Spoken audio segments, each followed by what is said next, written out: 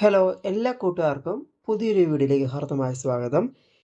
ഇന്നത്തെ വീഡിയോയിൽ വളരെ പ്രശസ്തമായിട്ടുള്ള ഒരു ക്ഷേത്രത്തെക്കുറിച്ചാണ്.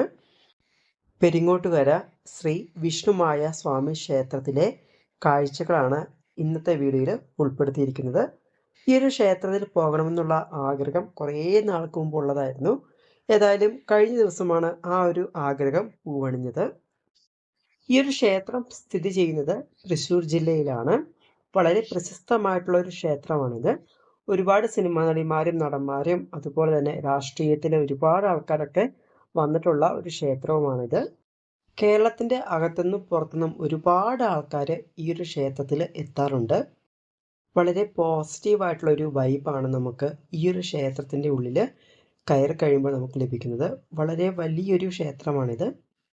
ഈ ഒരു ക്ഷേത്രത്തിൽ ഗണപതി, അയ്യപ്പൻ തുടങ്ങിയ ഉപപ്രതിഷ്ഠകളുമുണ്ട്.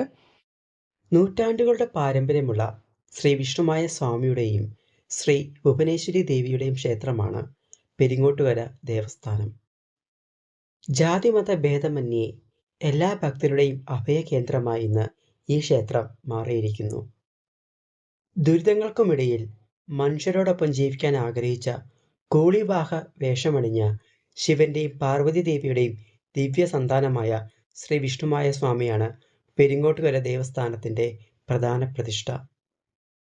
എൻ്റെ കുറേ നാളത്തെ ആഗ്രഹമായിരുന്നു ഈ ഒരു ക്ഷേത്രത്തിൽ വരണമെന്നുള്ളത്.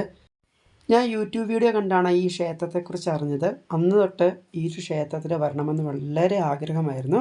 ഏതായാലും കഴിഞ്ഞ ദിവസമാണ് ആ ഒരു ആഗ്രഹം നിറവേറിയത്. തൃശ്ശൂർ പെരിങ്ങോട്ടുകരയാണ് ഈ ക്ഷേത്രം സ്ഥിതി ചെയ്യുന്നത്. തൃശ്ശൂർ പ്രൈവറ്റ് സ്റ്റാൻഡിൽ നിന്ന് ഈ ഒരു ക്ഷേത്രത്തിലേക്ക് ബസ് ഉണ്ടാകും.